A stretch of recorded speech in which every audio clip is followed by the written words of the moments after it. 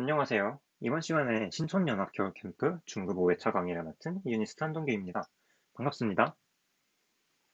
강의에 앞서서 이런저런 얘기를 하자면 지난 시간에 조금 해프닝이 있었죠. 제가 강의를 하루 늦게 업로드했습니다.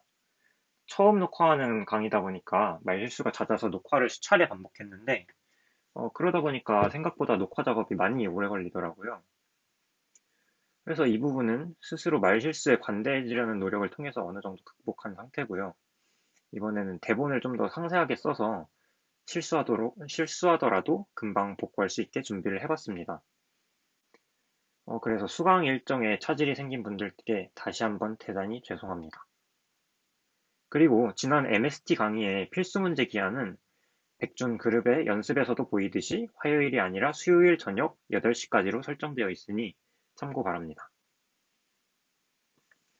그리고 또 하나는 노트북 펜 소리가 커서 집중하기 어려웠다는 피드백이 있었는데요. 저는 이어폰 마이크를 쓰는 줄 알았는데 알고 보니까 내장 마이크로 녹화가 되고 있었더라고요.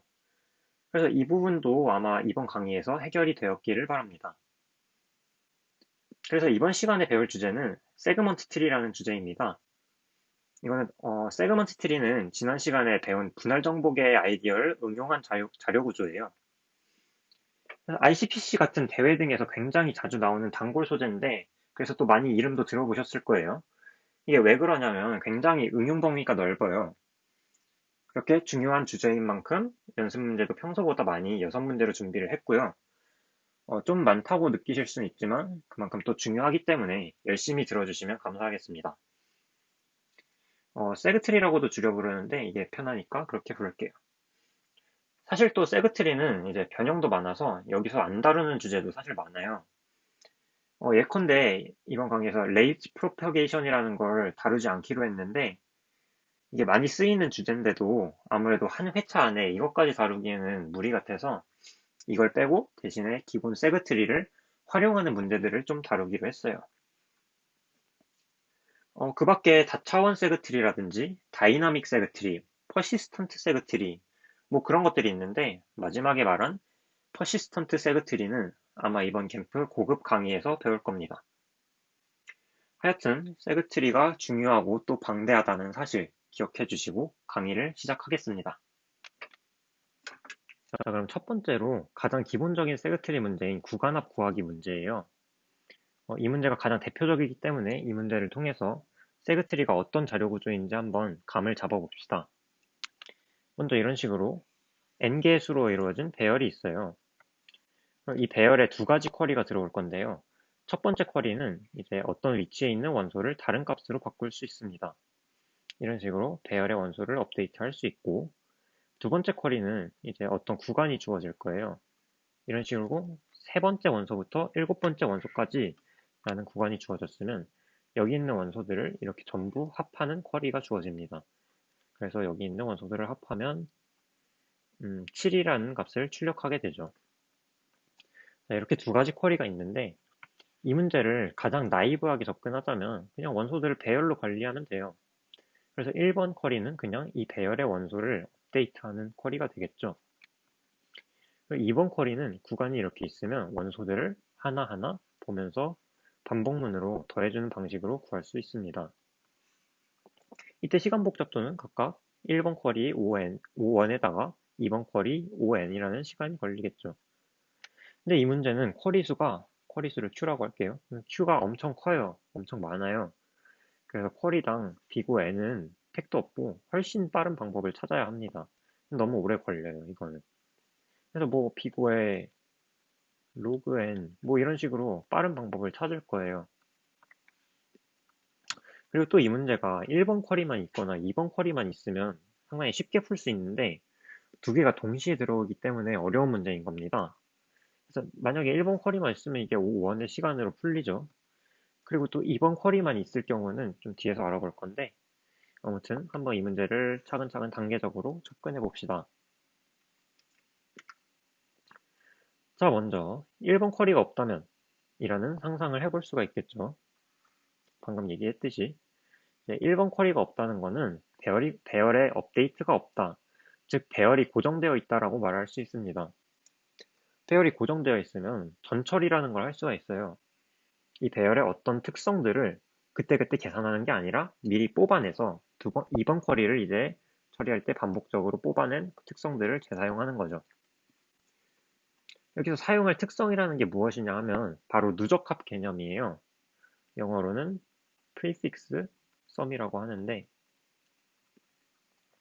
뭐 다들 대충 아는 내용이겠죠. 중급반 강의를 들으시는 분들은. 그래서 그래도 대충 설명하고 넘어가자면 이렇게 배열이 있으면 이 첫 번째부터 특정 위치까지 더한 구간 합을 말하죠. 이렇게 하면 세 번째까지 더한 구간 합이 되니까 이걸 누적합이라고 세 번째까지 누적합이라고 부르고 이건 점화식이 되게 간단하게 나오기 때문에 예를 들어서 네 번째까지 누적합을 구하려면 이 세 번째까지 누적합에다가 네 번째 원소를 더해서 네 번째까지 누적합을 구할 수가 있겠죠. 그래서 기고 n에다가 이 누적합을 미리 구해놓을 수가 있어요. 그럼 이제 이번 쿼리를 이런 구간에 대한 쿼리를 처리할 때 이 누적합과 이 누적합 이렇게 끝점에서 끝나는 누적합과 이렇게 시작점에서 끝나는 누적합의 차이를 구하면 얘네들은 이미 구해놓은 애들이기 때문에 각 쿼리당 비고 1에다가 구할 수가 있는 거예요. 쿼리를 처리할 수가 있어요. 자, 이렇게 또 2번 쿼리만 있으면 비고 1에 처리를 할 수 있다는 건 알겠는데 문제는 1번 쿼리가 있을 때 어떤 문제가 발생하냐 그걸 생각해 볼 거예요. 자, 그래서 요 값을 업데이트를 한다고 해봅시다. 그럼 앞서 구해놓은 누적합이 요거에 대한 누적합이 바뀌겠죠? 이것뿐만 아니라 또 요런 누적합도 바뀔 거고요. 또 요런 누적합도 바뀔 거고 계속 끝점이 이 오른쪽에 있는 누적합들은 전부 바뀔 거예요. 이런 누적합들의 전부 업데이트가 필요하기 때문에 결국 1번 쿼리를 처리할 때 5n의 시간이 걸리게 돼요. 그래서 아까 나이브 풀이랑은 정반대죠.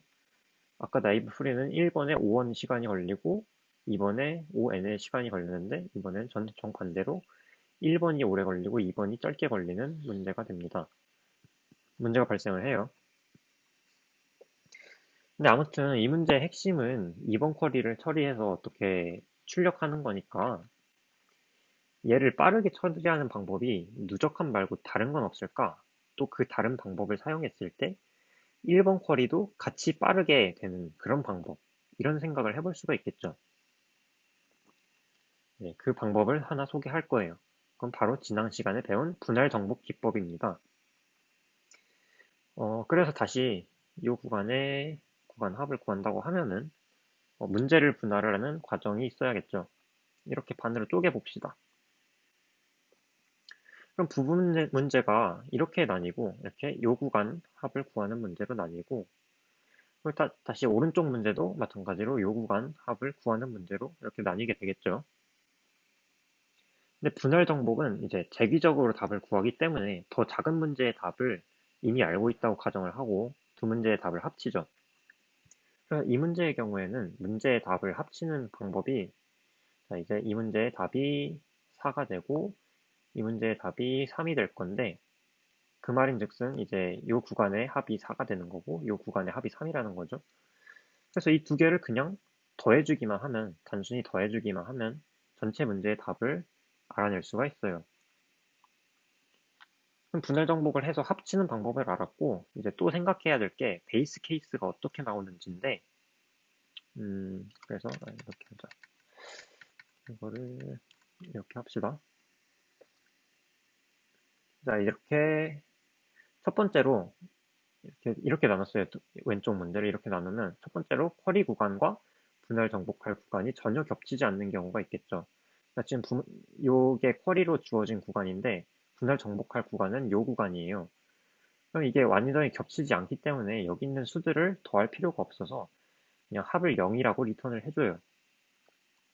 그리고 두 번째 베이스 케이스는 이런 구간인데 이 구간은 지금 쿼리하는 구간에 완전히 포함이 되죠.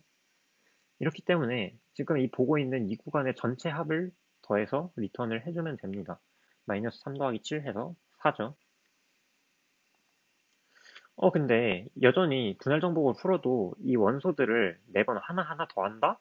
그러면은 그냥 구간의 원소들을 직접 더해주는 거나 다름이 없잖아요.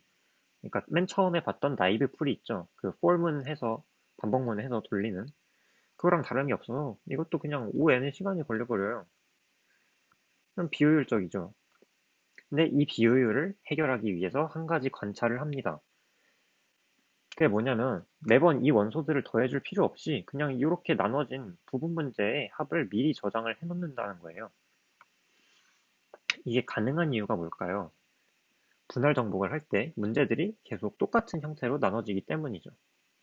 그래서 맨 처음에 문제가 전체 문제 이렇게 구간 하나로 나타나게 된다면 두 번째로 나눠진 문제들은 이렇게 길이 4짜리 구간 2개가 되겠고 세 번째로 나눠진 문제들은 이렇게 길이 2짜리 구간 4개가 나오겠죠. 마지막으로 나눠진 문제들은 길이 1짜리 구간 8개가 이렇게 나오게 됩니다. 이렇게 쭉쭉 그려줄게요. 그러면 봅시다. 이제 다시 이 구간의 합을 구할 때 분할 정복을 통해서 어떤 구간들의 합을 구해야 하냐라고 한다면 이 구간 합이 4인 구간이었죠. 그리고 또 이 구간 합이 5인 구간이었고 또 마지막으로 이 구간 합이 마이너스 2인 구간 이렇게 3개의 구간의 합을 더하는 문제가 되고요. 또 다른 경우를 보자면 이렇게 구간을 이렇게 잡았을 때는 잠깐만요. 요 구간과 요 구간의 합이 필요한데 지금 요 구간의 합이 아까 요 구간의 합을 구할 때랑 똑같이 그냥 4라는 값을 리턴해주면 되는 거잖아요.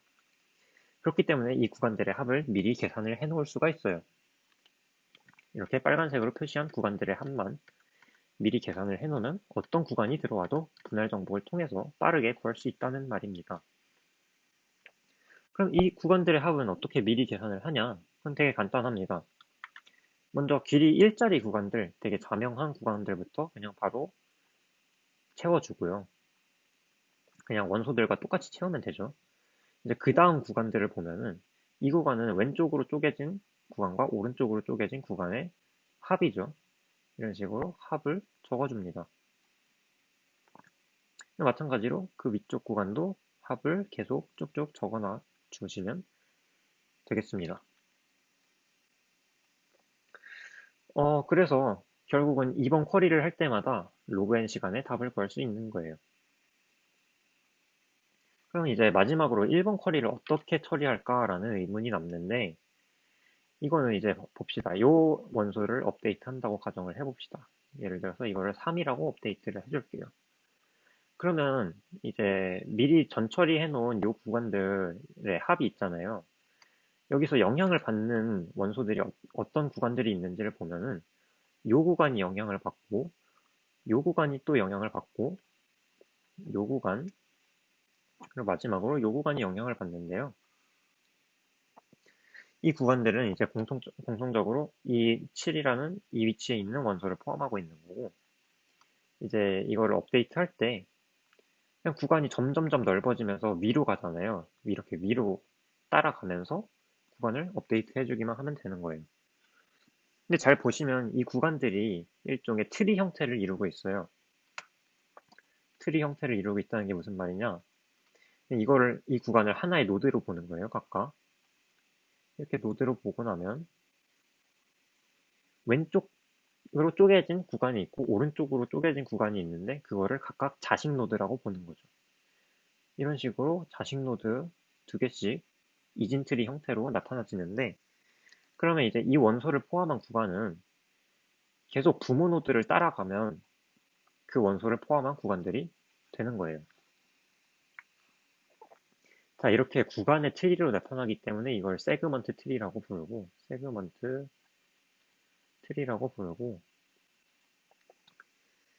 네, 이제 이거를 업데이트 할 때는 그냥 이 부모 노드를 계속 따라가면서 이제 이 값이 7이 아니라 3이 되겠죠. 이게 3이 될 거고 이거는 이제 4가 아니라 이 두 개의 값을 더한 0이 될 거고 여기도 이 두 개의 값을 더한 5가 될 거고 여기도 마찬가지로 이 두 개의 값을 더한 14가 될 거예요. 이런 식으로 업데이트를 해줄 수 있겠습니다. 자, 그래서 세그먼트 트리가 뭔지에 대해서 알아봤고요. 다시 이 구간들을 일종의 노드라고 생각을 해서 보는 겁니다. 노드를 생각을 해서 트리를 구축을 하는 거예요. 이렇게 전부 노드로 만들어주고, 그러면은 포화 이진 트리 형태가 나타나게 됩니다. 영어로는 full binary tree라고 말하고요. 이게 무슨 뜻이냐면 모든 그 인터널 노드가, 그러니까 안쪽에 있는 리프 노드가 아닌 노드가 각각 두 개씩의 자식을 갖고, 또 리프 노드는 이제 한 레벨에 있는 제일 밑바닥에만 모여 있는 그런 형태의 이진 트리가 되는 거죠. 자, 그럼 세그먼트 트리에서 쿼리하는 두 가지 쿼리가 있었잖아요. 그 두 가지 쿼리의 시간 복잡도를 한번 알아봅시다. 먼저 업데이트 쿼리의 경우에는 그냥 이 노드를 부모를 따라가면서 업데이트만 해주면 됐잖아요. 그렇기 때문에 이 트리의 레벨이 최대 이게 n인 게라고 하면은 트리의 레벨은 뭐 비고의 로그 n 이런 형태로 나타나겠죠. 그래서 업데이트를 하는 데는 비고의 로그 n만큼의 시간이 걸린다. 되게 빠른 시간이 걸린다. 이게 1번 쿼리고요. 그리고 이제 두 번째 쿼리가 구간 쿼리였잖아요. 이 구간의 합을 구하는 쿼리가 있었습니다. 이거는 분할 정복을 하면서 쭉쭉쭉 내려간다는 건 알겠는데 뭔가 이게 시간 복잡도가 로그 n보다 클 것 같고 약간 그런 느낌이 들어요. 이게 어떻게 로그 n으로 나타나지냐 라는 생각이 들 수 있는데 이거를 한번 수학적 귀납법으로 증명을 해볼 수 있어요. 어떻게 하냐? 일단 맨 처음에 이 전체 구간이랑 겹치는 쿼리된 구간을 한번 봅시다. 이런 식으로 겹치죠? 이걸 이제 또 두 문제로 잘랐죠. 그렇기 때문에 이제 처음에 노드 하나를 방문했으면 밑에 있는 노드 두 개를 방문하게 될 거예요. 또 이거를 지금 노드 두 개를 방문했기 때문에 밑에 있는 노드가 총 4개를 방문하게 되죠. 요 노드 이렇게 4개를 총 방문하게 됩니다. 근데 어떤 레벨이든 최대 방문하는 노드의 개수가 4개라는 사실, 이걸 증명할 거거든요. 그걸 어떻게 증명하느냐? 일단 만약에 상위 노드에서 방문한 노드가 2개밖에 안 된다면 이제 밑에 노드로 갈 때 최대 방문할 수 있는 노드는 4개겠죠. 왜냐면 이제 상위 노드에서 두 자식을 볼 거니까 밑에서 방문할 수 있는 노드는 4개다 라는 결론을 이끌어낼 수 있고, 근데 이제 상위 노드가 방문한 개수가 4개나 3개인 경우 있죠. 지금 이제 이 노드 4개를 전부 방문을 했잖아요. 이런 경우에도 마찬가지로 밑에 있는 노드를 4개만 방문할 거라는 거, 이걸 증명할 건데, 잘 보시면 이제 이 쿼리된 구간에서 내부에 걸친 노드가 이렇게 2개가 있고, 그리고 끝점들에 걸친 구간이 이렇게 하나가 있어요. 근데 이렇게 내부에 들어있는 구간들은 이게 베이스 케이스라고 아까 말했죠? 분할 정복의 베이스 케이스이기 때문에 밑으로 더 내려가지 않을 거예요. 밑으로 더 내려가지 않을 건데 이렇게 끝점에 걸친 구간들은 계속 밑으로 쪼개면서 분할 정복의 베이스 케이스가 될 때까지 요게 베이스 케이스가 되고 또 요게 베이스 케이스가 되잖아요. 이렇게 베이스 케이스가 될 때까지 쪼개줍니다.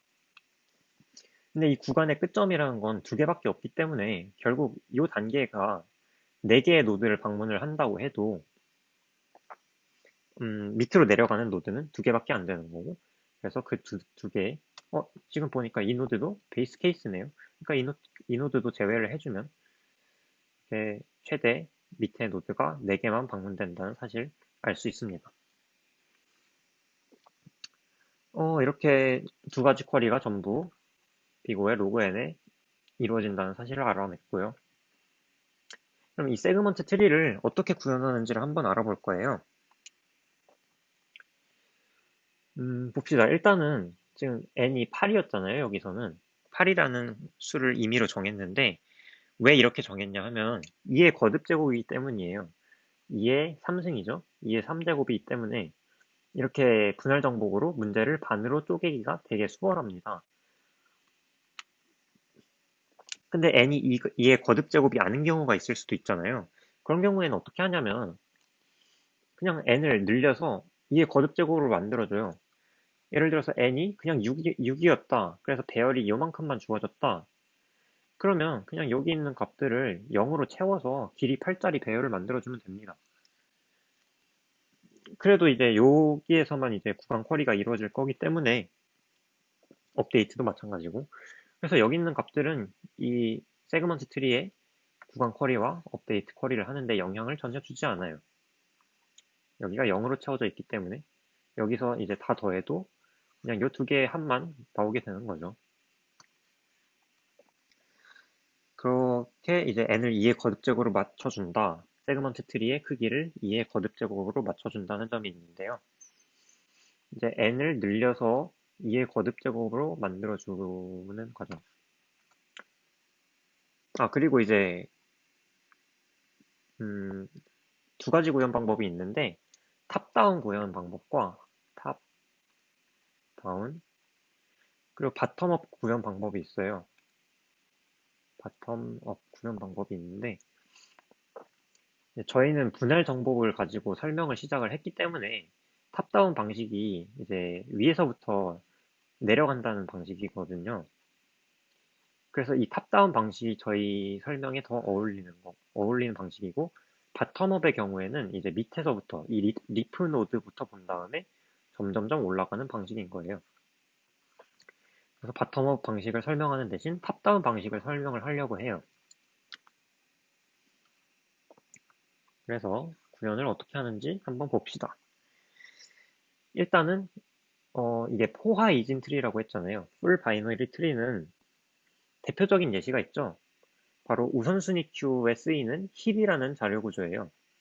이 힙이라는 자료 구조가 음, 이제 맥스 힙의 경우에는 이런 식으로 포화 이진 트리가 있으면 사실 이 힙은 포화 이진 트리일 필요는 없죠.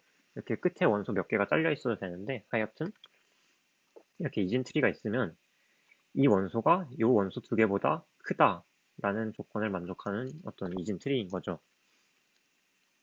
근데 이걸 구현할 때 어떻게 구현을 해요? 이 노드에다가 번호를 줍니다. 1번, 2번, 3번, 4번, 5번, 6번 이렇게 순서대로 책 읽는 순서대로 번호를 주면 이제 이 노드의 자식을 볼 때 왼쪽 노드는 그냥 곱하기 2를 해주면 되고 오른쪽 노드는 곱하기 2 더하기 1을 해주면 돼요. 여기도 마찬가지로 2 곱하기 2는 4, 2 곱하기 2 더하기 1은 5 이런 식으로. 그래서 사실 이거를 그 동적 할당을 이용해서 트리를 만들 게 아니라 배열을 이용해서 구현을 할 수가 있어요. 그래서 배열이 이렇게 있고 여기가 1번, 2번, 3번, 4번 인덱스가 있겠죠. 그럼 요거의 자식이 2번과 3번이 되는 거고 2번의 자식이 4번과 5번이 되는 거고 이런 식으로 트리를 배열로 구현을 할 수가 있습니다. 그리고 이제 세그먼트 트리의 아까 업데이트 현상과 이제 합을 구하는 뭐 썸이라고 할게요. 썸 연산이 있는데 이거 말고 이제 하나 더 있었어요. 그게 뭐냐면 빌드 연산이에요. 빌드 연산은 이제 처음에 이 구간들의 합을 미리 구했잖아요. 그 구하는 과정을 빌드 연산이라고 해요. 이건 어떻게 구하냐? 지금 얘네들이 책 읽는 순서대로 배열의 형태로 구성이 되어 있기 때문에 지금 요 순서대로 배열에 할당이 되어 있죠. 그럼 밑에서부터 보려면 역순으로 보는 거예요. 역순으로 보면서 내 해당되는 원소의 리크 노드의 경우에는 그냥 해당되는 원소를 이렇게 채워주고 마이너스 6이 아니죠. 마이너스 2, 0, 5, 7, 마이너스 3, 1, 4 이런 식으로 역순으로 채워주고 좀 렉이 걸리네요.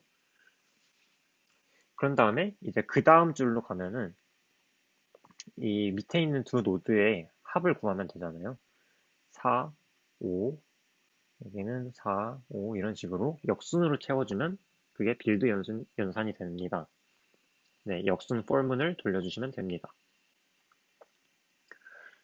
그 다음 이제 업데이트 연산인데요.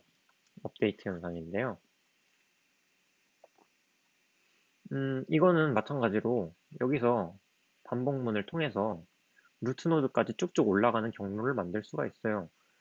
어떻게 만드냐? 이제 자식 노드를 갈 때 곱하기 2랑 곱하기 2 더하기 1을 한다고 했잖아요. 그럼 부모 노드로 갈 때는 둘 다 그냥 나누기 2만 해주면 됩니다. 나누기 2만 해주면 돼요.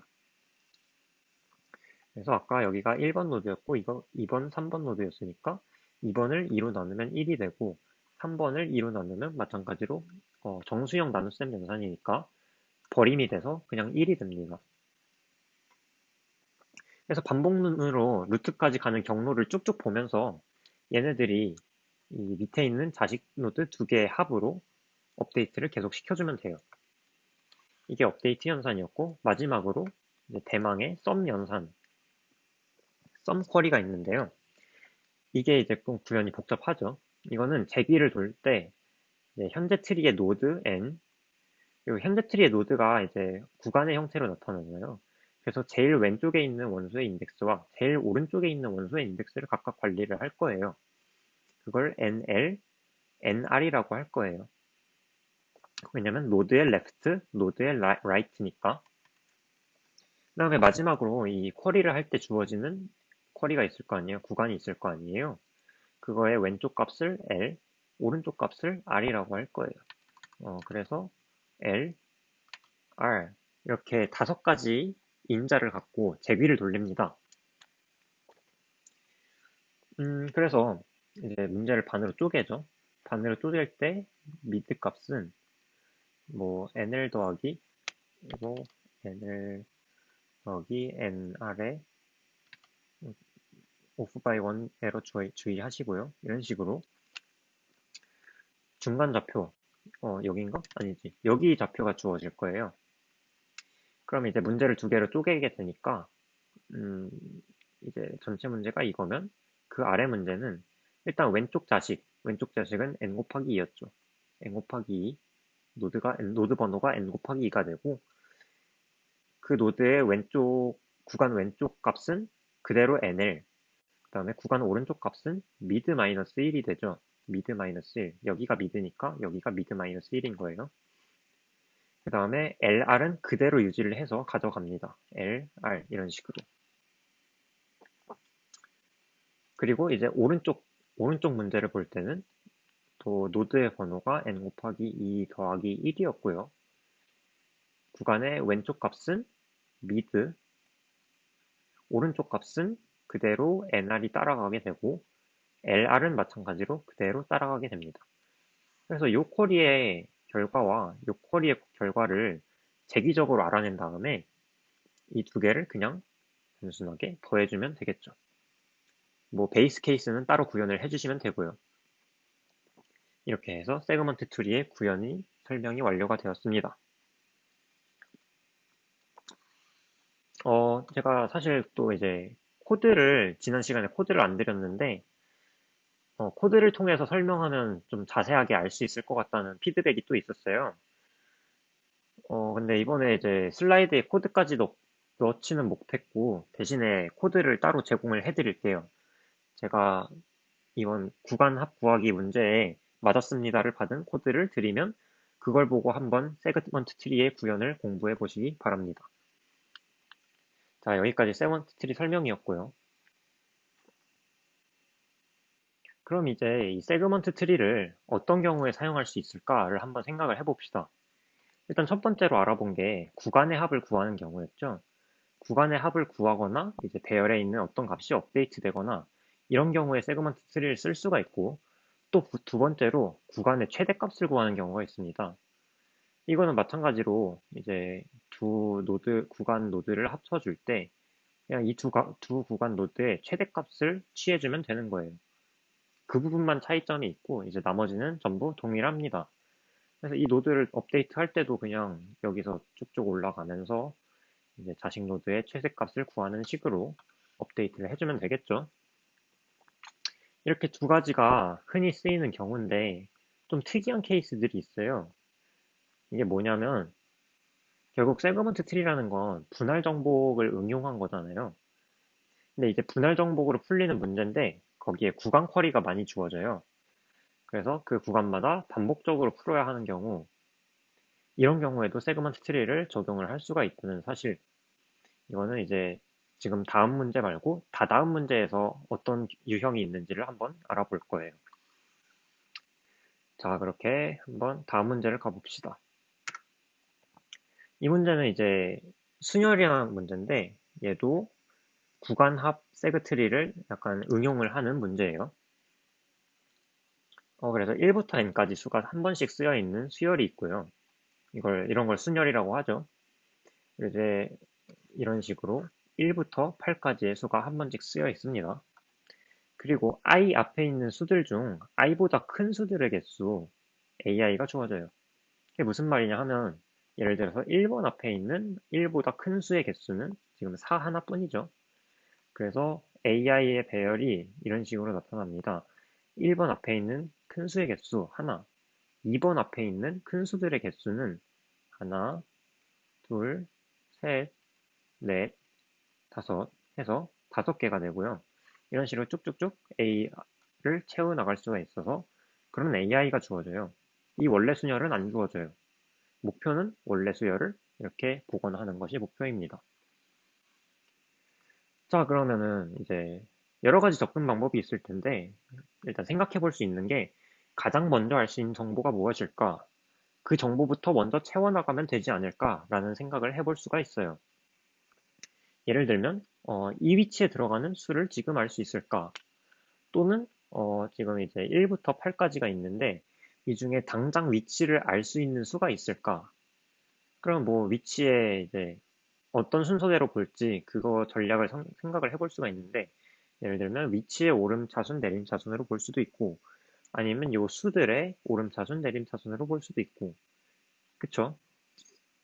근데 이 수들을 만약에 가장 큰 수부터 본다고 해요. 이 8부터 보면은 8보다 큰 수가 여기 있을 수가 없어요. 왜냐, 8이 지금 여기서 제일 큰 수잖아요. 그렇기 때문에 얘는 무조건 0이죠. 이거는 그냥 새로운 정보값이 없어요. 그냥 당연한 사실이에요.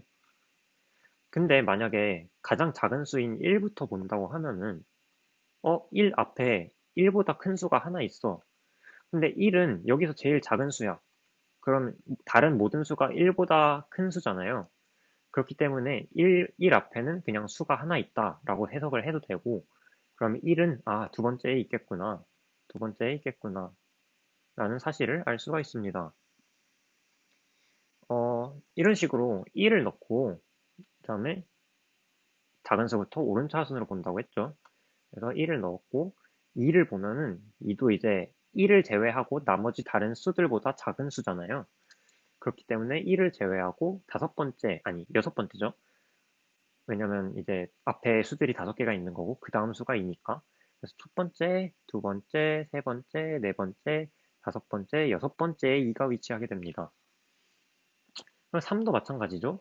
이제 1과 2를 제외한 나머지 위치 중에서 첫 번째, 두 번째, 1 더하기 1이니까 첫 번째, 두 번째에 있는 위치에 3이 위치하고요.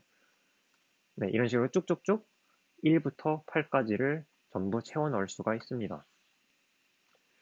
자, 그럼 목표는 이제 원래 수열을 복원하는 거였는데, 그러니까 이 복원 방법을 알아냈죠. 하지만 n이 여기서도 무진장 커요. 무진장 크기 때문에 지금 이 방법의 경우에는 왼쪽부터 이렇게 하나씩 폴문으로 보면서 왜냐면 이런 애들 걸러줘야 되잖아요. 지금까지 본 애들 걸러줘야 되기 때문에 하나씩 보면서 카운트를 세다가 여섯 번째에 도달했다. 그때 2를 채운다. 이런 식으로 하면 각 수당 채워나가는데 5n의 시간이 걸리고 그럼 모든 수를 채우는데 n제곱의 시간이 걸리게 돼요. 이건 너무 느리죠. 이거를 n제곱보다 빠른 시간으로 푸는 게 이 문제의 목표고요. 또 다른 이제 구현 방법을 생각을 해볼 수가 있는데 이렇게 수들을 지워나간다고 했죠. 1 위치를 지우고 2 위치를 지우고 이제 나머지 수들 중에서 두 번째에 있는 3 이런 식으로 이 수를 지운다는 거는 이제 일자형 어떤 나열된 수들 중에서 어떤 수를 지운다라는 거는 링크드 리스트를 생각을 해볼 수가 있어요. 그래서 4와 1이 이미 이렇게 배열이 연결이 되어 있는 상태에서 1을 지운다 하면은 이 원소를 삭제하고 이 링크를 두 개를 이렇게 바로 이어버리는 방식을 생각할 수도 있겠죠. 이러면 그냥 단순히 for문을 돌면서 지금까지 그 지워졌던 애들을 무시하는 것보다 훨씬 빠르지 않을까라고 생각을 할 수 있는데 이것도 문제가 있어요. 만약에 처음 순열이 1, 2, 3, 4 이렇게 왼쪽부터 오른 차순이었다고 생각을 해봐요. 그러면 제일 끝에 있는 수를 먼저 지울 거잖아요. 그럼 제일 끝에 있는 수를 찾는데 ON의 시간이 걸릴 거고 이제 그 다음 수를 지울 건데 제일 끝에 있는 수를 지웠기 때문에 그 다음 수는 지운 거에 영향을 받지 않아요. 그렇기 때문에 얘도 이제 n-1의 시간이 걸리고 그 다음 n-2 쭉쭉쭉 더해서 결국은 다 더하면 n제곱의 시간이 걸리게 됩니다. 그래서 링크드 리스트를 사용해도 조금 최적화는 됐지만 이게 절대적인 시간 복잡도를 줄여주지는 않아요. 그러면 더 빠른 방법이 뭐가 있을까요? 자, 이제 후보 자리가 이렇게 있으면은 이제 1번부터 되고 1번부터 4번까지를 전부 채워 놓은 상태예요. 그리고 5번을 채울 거예요. 그러면은 이 물음표 자리들이 5번이 들어갈 수 있는 후보 자리들이잖아요.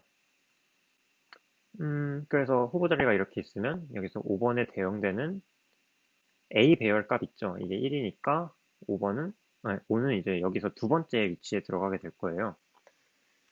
그럼 결국 이 K번째 후보 자리, 여기가 이제 1이 아니라 K였다고 하면 K번째 후보 자리를 찾는 문제가 되는데 이거를 이렇게 볼 수가 있어요. 이제 이 위치까지의 후보 자리 개수, 후보 자리가 여기, 여기, 여기, 여기가 있는데 이 위치까지 후보 자리의 개수가 K개다. 이 위치까지가 지금 두 개죠. 아, 이거 K라고 하는 게 아니라 이게 이것 플러스 1이 K라고 하는 게 좋겠네요. 이것 플러스 1은 K다. 라고 보는 게 좋을 것 같네요. 네. 어디까지 했죠? 그래서 이 후보 자리들 중에서 K번째 위치가 어디냐를 찾는 문제가 됩니다. 근데 개수를 세는 문제잖아요, 결국은. 여기까지의 개수가 두 개다라는 개수를 세는 문제이기 때문에 이걸 또 어떻게 볼 수가 있냐면, 어, 얘네들을 이제 전부 0에 대응을 시키고 얘네들을 가중치를 1을 주는 거예요. 후보 자리들을 가중치를 1을 주는 거예요. 그래서 여기까지의 합을 구하면 그게 2죠. 그게 개수를 세는 문제랑 결국 똑같잖아요. 그렇기 때문에 구간 합 세그 트리를 약간 쓸 수 있는 상황이 되는 거죠. 근데 이제 주어진 구간의 합을 구하는 게 아니라 K가 되는 첫 번째 위치, 그런 구간을 찾는 문제라서 바로 갖다 쓸 수는 없고요. 이제 생각해야 될 게 잘 보면은 이런 성질이 있어요. 구간 합이 이제 0, 0, 누적합을 구하는 거예요. 그 다음에 1, 2, 3, 3, 4잖아요. 이렇게 오른쪽으로 가면 갈수록 점점 증가하는 성질이 있어요. 이걸 이용할 거예요. 이렇게 단조 증가하는 배열이 있고 여기서 특정한 값을 찾는다. 바로 생각나는 게 이분 탐색이죠. 그러면 이제 세그먼트 트리에서 그러니까 그냥 이 구간의 합을 구했더니 1이다. 2보다 작다. 그러니까 이제 이 구간이 아니라 이 오른쪽 구간 여기까지 합을 구해보는 거고 여기까지 합이 3이다. 그러면은 왼쪽 구간을 구해보는 거고 여기까지 합이 2다. 이렇게 해서 이분 탐색으로 값을 찾을 수가 있는데 이러면 이분 탐색 자체에 드는 시간이 로그 n이고 이제 각 세그먼트 트리에서 구간 합을 구하는 과정이 또 로그 n의 시간이 걸리잖아요. 그쵸? 그렇기 때문에 각 후보수를 채우는 시간은 로그 제곱 n 요 시간 안에 문제를 풀 수가 있다 이 말입니다.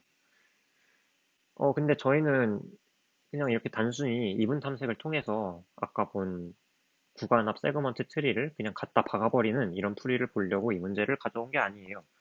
왜냐면 이 로그 제곱보다 더 빠른 풀이가 있고 이 풀이는 구현이 훨씬 간단해요. 그 풀이가 무엇인지 한번 살펴볼 텐데 이게 뭐냐면 K번째 위치를 이분 탐색으로 찾는 게 아니라 곧장 아까 본 분할 정복 문제처럼 풀어버리는 거예요. 그래서 다시 이제 구간이 이렇게 있으면 K번째 위치가 어디 있는지, 왼쪽 구간에 있는지 오른쪽 구간에 있는지 둘 중 하나의 위치에 있겠죠. 그걸 볼 건데 이 구간의 합이 1이잖아요. 근데 지금 K가 2잖아요. 그러면 K가 요 위치에, 그러니까 두 번째 후보가 요 위치에 있을 수가 없죠. 오른쪽에 있겠죠. 이런 식으로 오른쪽 좌식으로 내려가 줄 수가 있어요. 만약에 K가 1이었어요. K가 1이었으면 요 안에 있겠죠. 그 후보 자리가. 왜냐면 요 안에 후보의 개수가 한 개 있는데 첫 번째 후보를 찾아야 되는 거니까. 이런 식으로 왼쪽으로 내려갈지 오른쪽으로 내려갈지를 매번 선택을 해줄 수가 있고, 오른쪽으로 내려갈 때는 주의할 점이 여기 있는 후보의 개수를 빼줘야 돼요. 왜냐면 이 부분 문제에서는 이제 전체에서 후보가 4개였는데 이 왼쪽 부분 문제에 있는 후보를 빼버렸기 때문에 오른쪽엔 후보가 3개밖에 안 되잖아요. 그리고 이제 K번째가 두 번째 원소를 찾는 거였다면 이제 여기는 한 개의 원소가 이미 있기 때문에 이 중에서는 첫 번째 원소를 찾는 문제가 되겠죠. 그래서 이제 이 왼쪽에 있는 합을 빼주시고 오른쪽으로 내려갈 때. 네. 이런 식으로 각 후보수가 어느 위치에, 어느 위치에 존재하는지를 이런 식으로 좁혀나갈 수가 있습니다. 이렇게 좁혀나갈 수가 있습니다. 네, 그러면 각 후보수가 어느 자리에 들어가는지, 아니죠. 각 후보수가 아니라니까. 지금 보고 있는 수가 어느 후보 자리에 위치하는지를 찾았고, 남은 건 업데이트예요. 업데이트는 쉬워요. 그냥 여기가 5가 들어가면 여기 원래 1이 가중치가 있던 걸 0으로 바꿔버리면 돼요. 0으로 바꿔요. 세그먼트 트리 업데이트 하겠죠. 또 이렇게 부모로 올라가면서 이 부분을 쭉 업데이트 해주면 끝! 이렇게 순열 문제가 풀렸습니다. 자, 이번에 볼 문제는 분할 정복을 좀 더 직접적으로 이용한 문제예요. 연속합과 쿼리라는 문제인데 아까 세그먼트 트리의 활용 방법에 대해서 세 가지를 알려드렸죠. 첫 번째로 구간 합을 구하는 문제, 두 번째로 구간의 최대값과 최소값을 구할 수 있는 세그트리가 있었고요. 세 번째는 이제 분할 정복으로 풀 수 있는 문제인데 구간 쿼리가 많이 주어져서 그걸 재사용해야 되는 문제, 그래서 어쩔 수 없이 이제 세그트리를 써야 되는 문제, 그렇게 세 가지가 있었습니다. 이제 연속합과 쿼리 문제는 그 중에 세 번째에 해당하는 유형이고요. 어떤 느낌인지 한번 문제를 보면서 같이 알아봅시다. 그래서 이 문제는 똑같이 수열이 길이 n짜리가 주어지고요. 그리고 쿼리로 똑같이 구간이 주어지는데 이 안에서 최대 연속합을 구하래요. 최대 연속합이라는 게 어떤 거냐? 이렇게 이 구간 안에서 볼 수 있는 모든 구간들을 한번 봐요. 이렇게 모든 구간들을 보는데 걔네들의 합이 있을 거 아니에요. 그 합 중에서 가장 큰 거를 구하는 게 이 최대 연속합을 구하는 쿼리라는 거예요. 그래서 이 쿼리의 답은 12죠. 이 문제에 한 가지 제약 조건이 있는데 이 구간의 길이는 0이 되면 안 돼요. 그러니까 길이는 1 이상이어야 돼요. 그래서 가장 큰 연속합을 구하랬으니까 원소를 최대한 많이 포함하는 게 이득 아닐까라고 착각하면 안 되는 게 이렇게 배열에는 또 음수가 들어있을 수 있거든요. 이런 경우에는 얘네들을 포함하는 게 오히려 손해이기 때문에 이렇게 더 작은 구간을 선택해 주는 게 이득일 수 있다는 얘기입니다. 사실 이 문제는 이렇게 구간 쿼리가 그냥 전체 쿼리 하나로 주어진다면 유명한 문제예요. 맥시멈 서브 어레이 썸, 한국말로 하면은 최대 부분 배열 합이라는 문제인데 이 문제는 비고 n에 풀 수 있는 방법이 알려져 있어요. 그 이름은 바로 카데인스 알고리즘이라는 건데 이 이름은 못 들어보신 분이 계실 수도 있어요. 많이 계실 수도 있지만 방법 자체는 어디선가 다들 들어봤을 거예요. 무슨 방법이냐? 일단은 이제 어떤 구간의 합이라는 거는 앞서 얘기했듯이 두 누적 합의 차잖아요. 두 프리픽스 썸의 차이니까 차이로 구할 수 있는데 이제 이런 구간들을 전부 볼 거예요. 전부 보는데 기준을 하나 정해서 볼 거예요. 어떻게 보냐? 끝점이 이곳인 구간들을 봐요. 그럼 이 구간 합은 끝점이 이곳인 이런 구간들의 합은 이 누적합에서 그 왼쪽에서 끝나는 누적합들 있죠. 이런 누적합이나 이런 누적합 등등등 이런 누적합들의 이런 누적합들을 뺀 것 중에 최대값이잖아요. 그러니까 얘를 최대화하려면은 이렇게 빠지는 값을 최소화해야 돼요.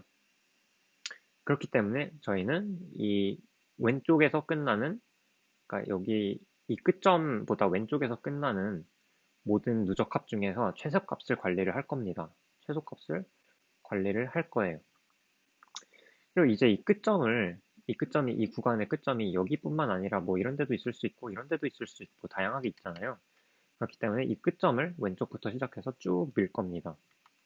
이렇게 밀다가 여기서 한 칸 미는 경우에는 이 구간 합, 새로 추가되는 누적합이 있죠.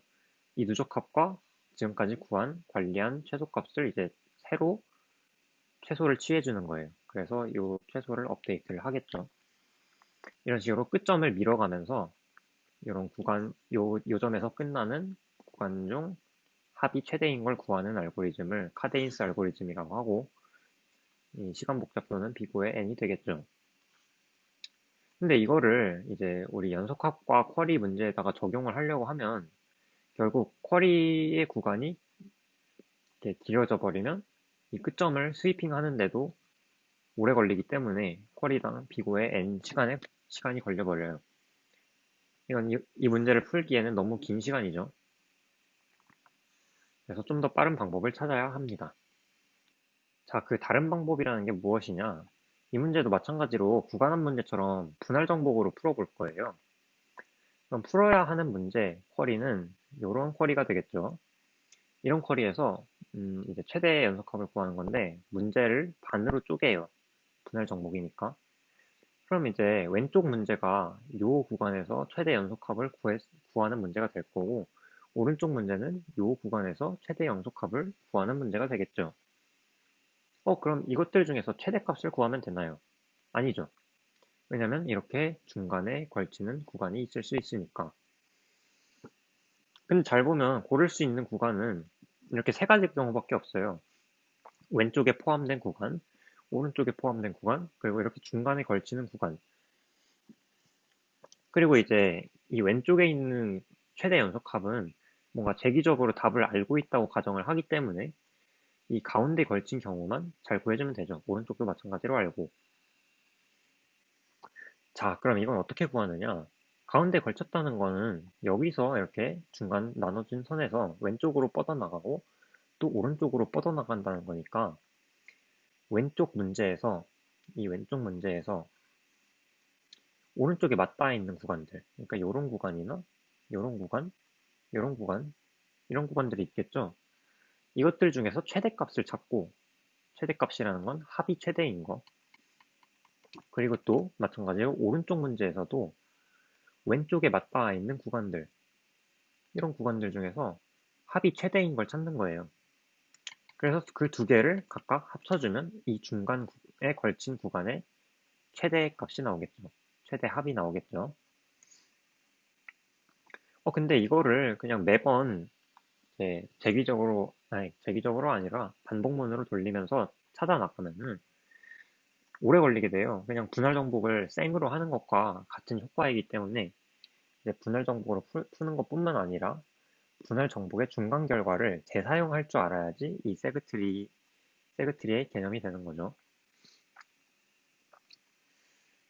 그래서 이 아이디어를 접목을 시키면 분할 정복 과정에서 세 가지 값을 관리를 할 거예요. 이 세그트리의 노드에서. L, R, M인데 각각 L은 이제 이 노드에서 보면 이 왼쪽에 맞닿아 있는 구간들, 이런 구간이나 이런 구간들 중에서 가장 합이 최대인 거고, R은 오른쪽에 맞닿아 있는 구간들, 이런 구간이나 뭐 이런 구간들 중에서 합이 최대인 것. 그리고 M은 이제 저희가 구하고자 하는 문제들, 이런 아무런 구간, 뭐 왼쪽에 맞닿아 있어도 상관없죠. 아무런 구간 중에서 가장 연속합이, 그러니까 합이 최대인 그런 구간의 합을 말하는 거죠. 그래서 이 세 가지를 어떻게 분할 정복 과정에서 합치는지를 알아봐야 되는데, 자, 일단은 아까 설명한 m부터 봅시다. 여기 이 노드의 m 값을 알고 싶으면은 일단 왼쪽 노드의 m이랑 오른쪽 노드의 m 두 가지가 있었죠. 그리고 마지막으로 중간에 걸친 이런 값이 있었습니다. 이게 LR이 아니라 여기에는 이제 오른쪽에서 왼쪽으로 뻗어나가는 구간이기 때문에 그 최대값인 R이 되고 여기서는 이제 왼쪽에서 오른쪽으로 뻗어나가는 구간이라서 그 최대값인 L이 되죠. 그래서 R 더하기 L 이렇게 세 가지 중에 최대값을 구하면 이 노드의 M 값을 알 수가 있어요. 그럼 이제 L과 R은 어떻게 구해야 하는 걸까요? 일단 L과 R은 이제 왼쪽과 오른쪽이라는 대칭성을 갖고 있기 때문에 둘 중에 하나인 L만 보겠습니다. L을 보면 이제 시작점은 왼쪽 끝점으로 똑같고 끝점, 오른쪽 끝점이 이렇게 왼쪽 구간에 포함되거나 아니면 이렇게 오른쪽 구간에 포함되는 두 가지 경우가 있을 수 있어요. 그래서 첫 번째로 이렇게 왼쪽 구간에 포함되는 경우에는 그냥 아래쪽에 이 왼쪽 구간들 중에서 그 최대인 게 L이었잖아요. 그 L 값을 그대로 갖다 쓰면 됩니다. 반면에 이게 오른쪽 구간에서 끝나는 경우에는 여기 이 오른쪽 구간의 L 값뿐만 아니라 이 부분에 속하는 그 원소들의 합도 구해야 되잖아요. 그러니까 이 4랑 1, 이 원소들의 합도 구해야 하기 때문에 이 노드의 합도 필요하게 됩니다. 그래서 그냥 그 노드의 합도 같이 여기다가 노드에다가 저장을 해버려요. S라고 합시다. 그러면은 저희는 이 L이라는 거를 이 왼쪽 노드의 L이랑 아니면 왼쪽 노드의 S 더하기 오른쪽 노드의 L 이 둘 중에서 최대값을 취하면 이 상위 노드의 L이 되는 거예요. 그렇죠? 그럼 마찬가지로 R도 이 노드의 R이랑 이 노드의 R 더하기 이 노드의 S랑 이렇게 둘 중에 최대값으로 합쳐질 수가 있겠죠. 그리고 마지막으로 S가 이제 새로 추가됐으니까 얘도 생각을 해줘야 되는데 얘는 사실 이미 구간 합 세그트리에서 다뤘던 대로 그냥 그 두 S 값을 더해주기만 하면 됩니다. 자, 그래서 이렇게 세그트리에 총 4개의 값을 관리를 하게 되는데 이것들 하나의 구조체 같은 걸로 묶어서 이 노드에다가 저장을 해요. 그리고 이제 이 구조체를 합치는 방법을 함수를 하나 구현을 하는 겁니다. 그렇게 하면 이제 이 세그트리를 분할 정복의 결과를 합치는 방법을 알기 때문에 우리는 이 세그트리를 빌드할 수가 있는 거죠. 그럼 세그트리를 빌드한다고 했는데 이제 고려해야 될 점이 두 가지가 있어요. 첫 번째로 이 리프 노드들 얘네는 어떻게 값을 설정할 거냐? 왜냐면 얘네들은 자식이 없잖아요. 이렇게 받아올 수 있는 자식이 없기 때문에 얘네들 자체로 어떤 값이 이미 존재를 초기화가 되어 있어야겠죠. 잘 보면 얘네들은 구간 길이가 1이고 우리 문제에서 최대 연속합을 구하라고 했는데 그 구간도 길이가 0이어서는 안 돼요. 그러니까 구간이 길이가 최소 1이어야 한다는 조건이 있었어요. 그렇기 때문에 이 구간의 합은 그냥 그대로 이 원소의 경우에는 원소 자체를 써주면 되고 구간의 합의 경우에는 그런 다음에 이런 LRM 같은 구간의 합의 최대값은 어차피 구간 길이가 최소 1이기 때문에 가능한 경우가 그냥 그 원소 그대로 쓰는 것밖에 없어요. 그래서 이 모든 네 가지 값을 그 원소의 값으로 초기화를 시켜주면 됩니다. 그리고 두 번째 생각해야 할 거는 분할 정복 과정에서, 아니 분할 정복이 아니라 이제 세그트리를 쿼리를 하잖아요. 그럴 때 보면 베이스 케이스가 두 가지 있었죠. 자, 이제 이 구간 말고 이런 구간을 쿼리를 한다고 해봅시다. 이런 구간을 쿼리를 할 때 지금 요 노드를 보면은 요 노드는 이 구간 안에 포함이 되어 있지 않는 베이스 케이스고 이 노드를 보면은 이 구간 안에 포함이 되어 있는 베이스 케이스예요. 그래서 이 노드의 경우에는 그냥 이 LRMS가 이 노드에 저장된 대로 그냥 갖다 쓰게 될 텐데 이 노드는 비어있기 때문에 그 여기에 저장된 LRMS를 갖다 쓰지 않고 어떤 비어있는 LRMS 값들을 만들어주게 될 거예요. 그런 경우는 어떻게 해야 될까? 그냥 0으로 초기화 시켜주면 만사가 해결이 됩니다. 자, 이렇게 그러면 세그트리를 구축하는 방법을 알아왔고, 또 각각을 초기화하는 방법과 이제 이런 특수한 상황들, 엣지 케이스들을 다뤄봤습니다. 그러면 이제 쿼리를 어떻게 하는지 감을 잡으셨겠죠? 이렇게 문제 풀이를 해드렸고요. 자, 지금까지 어떤 유형의 세그트리 문제들이 있었는지, 아니 정확히는 어떤 유형의 세그트리 자료 구조들이 있었는지를 알아봤고, 이제 여기서부터는 그런 자료 구조들을 어떻게 응용할 수 있는지를 알아볼 거예요. 그래서 약간 다른 장르에 곁들인 느낌이라고 해야 되나? 그런 느낌의 문제들을 준비를 해봤습니다. 그래서 일단 북서풍이라는 문제인데 섬 n개가 주어져요. 섬 n개가 좌표 평면 상에 주어집니다. 이런 점의 형태로 주어지고요. 그리고 이 섬들의 북서풍이 불어서 동쪽과 남쪽 사이의 방향으로만 이동을 할 수가 있어요. 무슨 뜻이냐? 동쪽 방향이 이거고 남쪽 방향이 이거죠. 그럼 그 사이의 방향들, 이런 방향들로만 이동을 할 수가 있고, 뭐 동쪽, 남쪽도 이동이 되는데 다른 방향으로는 이동이 안 돼요. 이때 이동할 수 있는 섬의 쌍 개수를 묻는 문제입니다. 그래서 이동할 수 있다는 거는 이렇게는 동남쪽으로 이동하기 때문에 이동할 수 있는 섬이지만 뭐 요렇게라든지 아니면 요렇게라든지 이런 방향으로는 이동을 할 수가 없다는 이야기예요. 그래서 이런 쌍이 총 몇 개의 쌍이 있느냐라는 질문입니다. 그럼 일단 이 문제를 어떻게 봐야 할까? 뭐 목적지를 픽스하거나 아니면 출발지를 픽스하거나 하는 게 가능할 텐데 저는 목적지를 한번 픽스를 해볼게요. 그럼 여기서 이제 이 섬까지 도달할 수 있는 영역은 이렇게 이 섬의 북서쪽에 있는 영역. 그래서 이 점에서 이 섬까지 도달할 수 있고 이 점에서도 이 섬까지 도달할 수 있죠. 반면에 이 영역의 밖에 있는 섬들은 이런 섬들은 이 섬까지 도달할 수가 없어요. 그래서 이 북서쪽에 있는 영역에 있는 섬들만 이 섬까지 도달할 수 있다는 점이고, 근데 이 목적지를 픽스를 했을 때 어떤 섬들이 이 목적지까지 도달할 수 있냐를 어떻게 개수를 세워줘야 될까요? 왜냐면 이 개수를 전부 세워줘서 모든 목적지에 대해서 세워줘서 그걸 다 더한 게 답이 될 거 아니에요. 이 개수를 어떻게 세냐? 첫 번째로 생각할 수 있는 게 그냥 모든 섬들을 돌면서 그게 이 섬의 북서쪽에 있는지 일일이 체크하는 거예요. 그럼 각 목적지마다 그 걸리는 시간 복잡도가 비고의 n이 될 거고, 그럼 모든 목적지를 돌아야 하기 때문에 전체 시간 복잡도는 비고의 n제곱이 되겠죠? 근데 이거는 이제 n이 한 7만 5천? 그 정도로 주어지기 때문에 비고의 n제곱은 너무 오래 걸려요.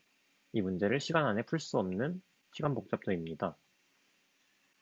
그럼 이제 이 섬의 북서쪽에 있는 섬의 개수를 비고의 n제곱보다, 아니, 비고의 n보다 더 빠른 시간 안에 찾는 방법을 생각을 해볼 거예요. 이제 목적지를 전부 돌아본다고 했는데 뭔가 돌아보는 순서가 있었으면 좋겠죠. 그래서 그 순서를 어떻게 줄 거냐면 x좌표가 증가하는 순서대로 한번 쭉 줘볼 거예요.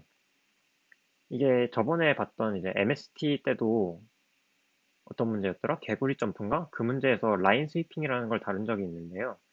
그게 결국은 이렇게 어떤 수직선을 계속 오른쪽으로 밀면서 그게 어떤 점과 만날 때마다 어떤 이벤트가 생겨서 어떤 행동을 하는 그런 문제거든요.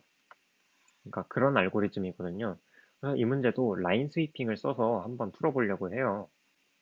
그래서 맨 처음에 만나는 점이 이 점이고 그 다음 이 점을 만나고 그 다음 이 점을 만났다고 해봅시다. 이 라인이 점점 오른쪽으로 가면서 이 점을 지날 때, 이 점을 지날 때, 이 점을 지날 때, 이 점을 지날 때가 생기는데 점점 이 왼쪽에 있는 영역이 점점 커지잖아요. 그쵸? 그래서 처음엔 이 점이 두 개밖에 없었다가 요거가 추가되고 또 이 점이 추가되고 이런 식으로 계속 이 영역에 점들이 추가가 될 거예요. 근데 이제 한번 추가가 된 점은 x좌표는 중요하지 않고 이제 이 y좌표가 현재 보고 있는 이 점보다 위에 있어야 한다라는 조건이 붙겠죠. 그럼 위에 있는 개수를 세는 게 목적이니까. 그래서 이 점들의 x좌표를 제외한 y좌표만 이렇게 사용을 시켜줄 거예요. 그래서 현재 라인이 이 위치를 지나고 있다고 가정을 하면 지금까지 본 점들의 y좌표는 이 위치와 이 위치가 되겠죠. 그 다음에 라인이 한 칸 더 갔을 때 이제 이 위치가 되면은 이 점을 그냥 이 y좌표에다가 새로 추가를 시켜주는 거예요. 이 점보다 이제 위에 있는 y좌표들의 개수를 세워주면 하나가 되겠죠. 그게 바로 이 점을 목적지로 갖는 섬이 몇 개냐 한 문제인 거고. 근데 보시면은 뭔가 이 직선 구조가 이렇게 Y축의 구조가 어떤 구간, 이런 구간, 이제 이 점보다 Y좌표가 큰 구간에 대해서 점의 개수를 세는 문제로 바뀌었어요. 근데 점의 개수를 세는 문제 생각하면은 뭘 생각하라고 했죠? 가중치가 1과 0인 문제로 바꿔보라고 했죠. 그래서 이 점에다가 가중치를 1을 주고 나머지 Y좌표들에다가는 가중치를 전부 0을 주는 거예요.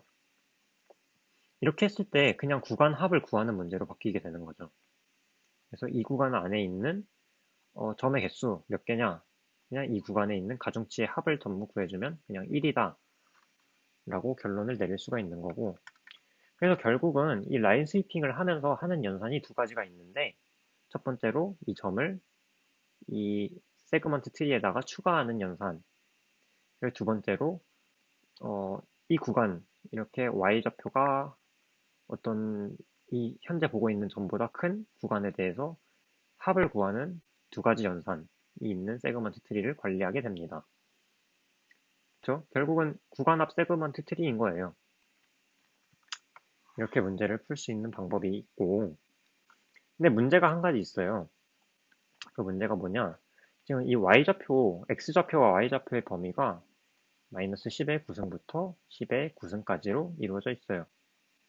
그럼 이 세그먼트 트리를 이렇게 구축을 했을 때 모든 y좌표를 생각한다면 크기가 2 곱하기 10의 9승 이런 꼴이 될 거 아니에요. 너무 커요. 메모리가 터져요. 그런 문제가 발생을 합니다. 그럼 이걸 어떻게 해결해야 되느냐? 그걸 생각을 해볼 건데, 이제 잘 보면은 저희는 점들의 y좌표가 특정 위치에만 있어요. 특정 위치에만 있는 걸 알 수 있고, 또 보시면 이 점들의 y좌표는 절대적인 크기가 필요한 게 아니에요. 왜냐면 이제 이 점이 이 점보다 위에 있냐 아래에 있냐 그런 크기 비교만 할 거기 때문에. 그래서 저희는 좌표 합축이라는 기법이 있습니다. 좌표 합축이라는 이제 영어로는 coordinate compression이라는 기법이 있는데 말 그대로 좌표를 압축하는 거예요. 이제 만약에 이게 좌표가 마이너스 10의 9승부터 10의 9승까지 아주 다양한 좌표가 있었다고 하면 그걸 그냥 정렬해서 그 인덱스로 다시 치환을 시켜버리는 겁니다. 그럼 이런 형태의 인덱스로 치환이 되겠죠. 근데 이렇게 인덱스로 바뀌더라도 이 좌표들 간의 크기 관계는 바뀌지가 않아요. 그래서 이렇게 바꿔버려도 문제가 없는 겁니다. 그럼 점의 개수가 이제 최대 n은 7만 5천 돼 있기 때문에 이 세그먼트 트리의 크기도 최대 7만 5천 정도의 크기가 되는 거고, 이러면 문제를 메모리 제한 안에 풀 수가 있죠. 네, 지금까지 북서풍 문제의 풀이였고요. 네, 또 비슷하면서도 다른 느낌의 문제가 있습니다. 바로 수열과 쿼리 1이라는 문제입니다. 이번에는 길이가 n인 수열이 있고요. 아까는 이제 기하 문제였는데 다시 수열 문제로 돌아왔죠. 이번에도 쿼리 ij가 주어집니다. 그래서 범위가 이런 식으로 주어졌다고 하면은 이 중에서 또 k라는 값이 추가로 주어져요. 그래서 k가 4인 쿼리가 주어졌다고 합시다.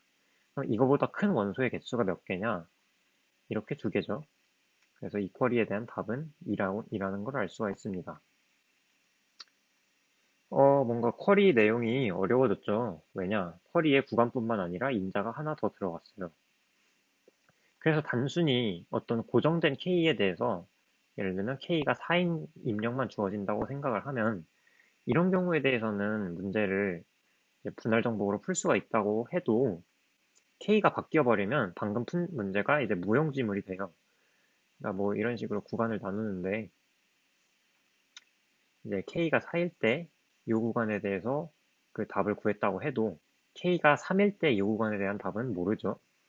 이런 식으로 무용지물이 되기 때문에 재활용을 할 수가 없어요. 그러니까 세그트리를 뭔가 바로 갖다 쓰기가 힘든 상황이라는 거죠.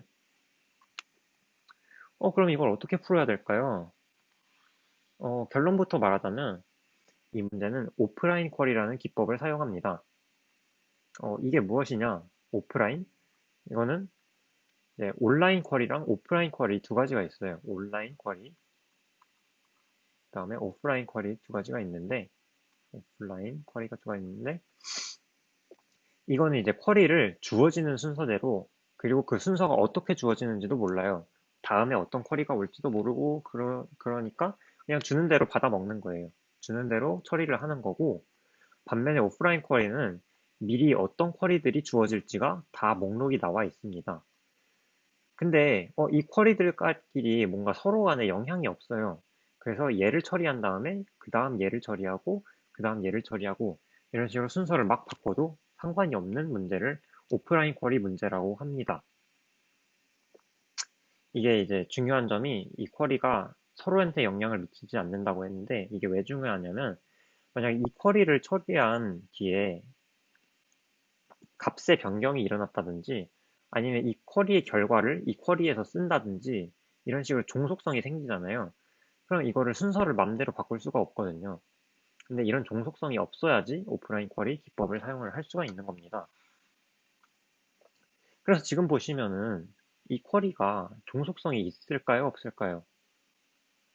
없죠. 왜냐면 그냥 매 구간마다 k보다 큰 원소의 개수를 세워주기만 하면 되지 뭔가 배열을 바꾼다거나 아니면 앞선 쿼리 결과를 다시 사용하는 그런 문제가 아니잖아요. 그렇기 때문에 이 문제는 오프라인 쿼리라는 기법을 적용을 할 수가 있는 겁니다.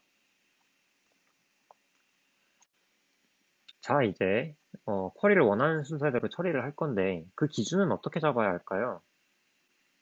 일단 새로 추가된 인자인 이 k가 뭔가 미심쩍죠? 이거가 뭔가 기준이 되어야 할 것 같아요. 그래서 이 k를 한번 특정 값으로 고정을 해봅시다. 예를 들어서 k는 3이라고 고정을 할게요. 지금 보는 구간이 이 구간이에요. 그럼 여기서 3보다 큰 원소의 개수를 찾는 거니까 이런 3보다 작은 나머지 원소들은 무시를 할 수가 있어요. 그냥 이 구간 안에는 3보다 큰 원소가 이렇게 이렇게 이렇게 이렇게 있겠죠. 근데 또 구간 안에서 개수를 세는 문제다. 아까 많이 본 문제죠. 여기다가 가중치를 1을 부여해주면 뭔가 느낌이 살아나죠. 그래서 이렇게 1 부여해주고 이 구간에 가중치의 합을 구해주면 그 안에 있는 개수를 셀 수 있는 겁니다. 그래서 세그트리가 이런 식으로 0과 1이 저장되어 있으면 쿼리를 처리할 수 있다는 건 알겠어요. 근데 k 값이 계속 바뀌어야 되잖아요. 그래서 한번 이제 k를 증가시켜 볼 겁니다. 그래서 만약에 여기서 k를 잠깐만요. 아니에요. 여기서 k를 4로 바꿔줍니다. 그렇게 되면은 이제 세그트리에 저장된 1들이 하나씩 0으로 바뀔 거예요. 그래서 여기 있는 4가 이 k 값인 4보다 크지 않잖아요.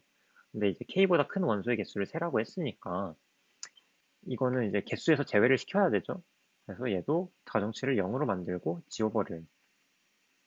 이런 식으로 k를 증가시키면은 원래 있던 1이 또 만약에 k를 5로 증가시켰다고 했을 때 원래 있던 1이 0으로 바뀌는 식으로 업데이트가 됩니다.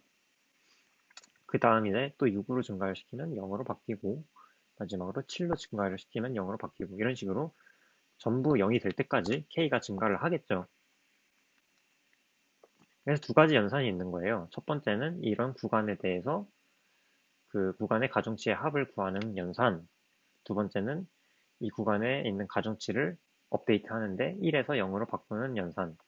이렇게 두 가지가 있어서 결국 이것도 구간 합 세그먼트 트리로 풀어줄 수가 있습니다.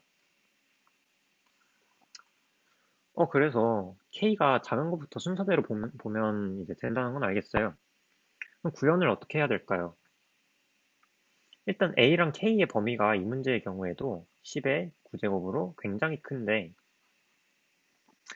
이 문제는 굳이 좌표 합주까지 할 필요는 없어요. 그냥 정렬만 해주면 돼요.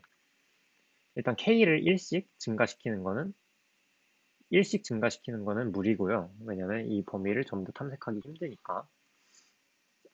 대신에 쿼리를 이 K 기준으로 오름차순으로 정렬을 합시다. 그래서 쿼리가 K 기준으로 오름차순으로 정렬된 상태가 될 거예요. 그 다음에 지금 보고 있는 쿼리가 K는 3이에요. 그리고 그 다음 볼 쿼리가 K는 6이에요. 뭐 이런 식으로.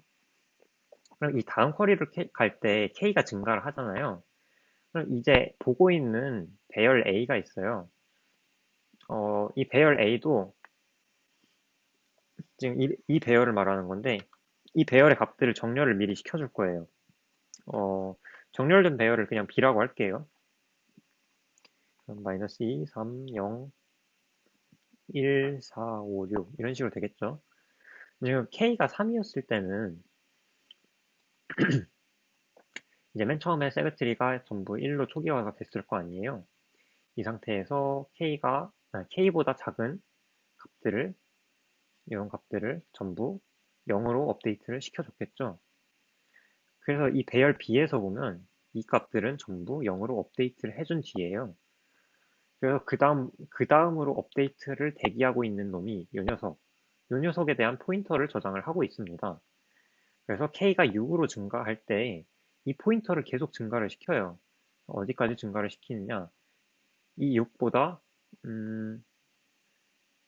6과 같아질 때까지인가? 하여튼 이 6까지 증가를 시켜줍니다. 뭐 이런 거는 while문을 통해서 증가를 시켜줄 수가 있겠죠. 이런 식으로 투포인터 기법을 사용하면 쿼리를 순서대로 처리하면서 이 지금까지 본 포인터를 증가시키고 그 증가시킨 포인터에 따라서 이제 4를 처리할 차례가 됐잖아요. 그럼 얘도 0으로 바꾸고 5도 0으로 바꿔주고 6도 이제 K가 6이니까 6은 6보다 크지 않죠? 그러니까 얘도 0으로 바꿔주고 그 다음에 포인터를 또 마지막으로 7까지 옮겨주는 게 맞겠죠. 여기가 아니라 네. 이런 식으로 포인터를 관리하면서 쿼리를 처리해주는 게 가능합니다.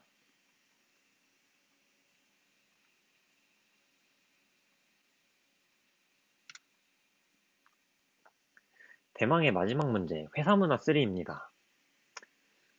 이거는 이제 배열과 구간을 갖고 노는 세그트리를 다루다가 갑자기 웬 트리인가 싶을 거예요. 근데 트리 문제에서도 세그 트리를 응용할 수 있다는 걸 보여드리려고 이 문제를 가져왔어요. 그래서 이 문제가 어떤 문제인지 살펴보자면 일단 이게 어떤 회사의 직원들의 상하관계를 나타낸 트리예요. 그래서 어떤 위계 질서가 있는 회사고 이제 1번 직원이 사장이겠죠. 그리고 그 아래에 이제 직속 부하들이 이런 식으로 있는 거고 그 다음에 두 가지 쿼리가 있어요. 그래서 첫 번째 쿼리는 이제 부하가 상사를 칭찬을 한대요. 그래서 이 직원부터 시작해서 그 위에 직원, 그 위에 직원까지 계속 가중치 W만큼을 칭찬을 해서 더해주는 거고요. 그 다음에 두 번째 쿼리는 이제 이런 식으로 처음에 W가 이제 만약에 3이라고 해봐요.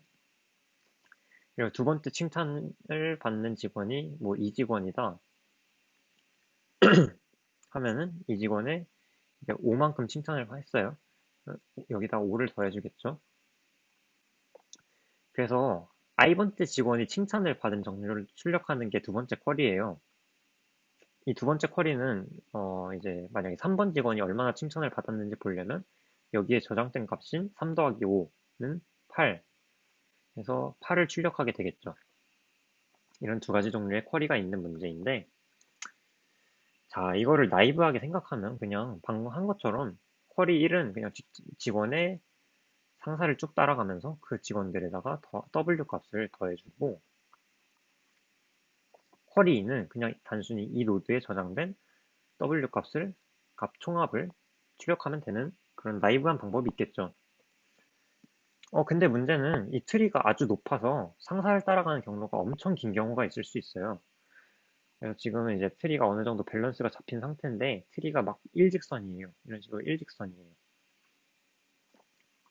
그러면 이 직원에서 시작해서 따라가는 게 결국은 B5의 N, 그만큼의 시간이 걸리게 되겠죠.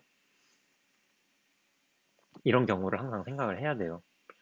그래서 나이브 풀이는 느리다는 걸 알 수 있고, 쿼리당 마찬가지로 n보다 작은 로그 n 정도의 풀 수 있는 방법을 알려드릴게요.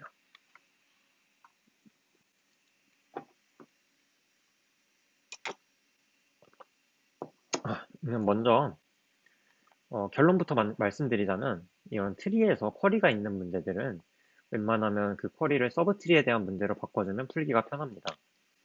그래서 이 노드에 대해서 그 쿼리 2번 칭찬을 받은 정도를 출력한다고 했을 때 이 노드를 보는 게 아니라 이 노드의 서브 트리를 볼 거예요. 이 서브 트리에 대해서 뭔가를 해주는 쿼리로 바꿔줄 겁니다. 그래서 우선 지금까지 쿼리가 이제 3번 직원의 쿼리 2가 3번 직원에 들어왔다고 가정을 하고 지금까지 쿼리 1들이 뭐 여기나 여기나 여기에 들어왔다고 가정을 해봐요. 그러면은 여기 4번 직원의 이 3번 직원의 서브트리에 있는 직원들 있잖아요. 아이고. 3번 직원의 서브트리에 있는 직원들은 그 상사를 칭찬하면서 가는 경로에 3번을 모두 거치게 돼요. 왜냐면 3번이 이 서브트리의 루트이기 때문에 마찬가지로 이 5번 직원의 경우에도 칭찬을 하면 이렇게 3번 직원을 항상 거치게 되죠. 반면에 이 서브트리 밖에 있는 직원의 경우에는 이렇게 상사까지 칭찬을 하면서 3번 직원을 거치지 않게 됩니다. 결국 문제는 이 쿼리 1을 취할 때 이 직원의 모든 상사까지 전부 업데이트를 해주는 게 아니라 그냥 이 직원에다가 쿼리 1을 적용했습니다 라고 이렇게 딱 저장만 해놓는 거예요. 뭐 여기서 3의 칭찬을 할 거고 여기서 5, 여기선 4의 칭찬을 했습니다 라고 저장을 하면 이제 2번 쿼리를 처리할 때 이 노드 3번 노드 있죠.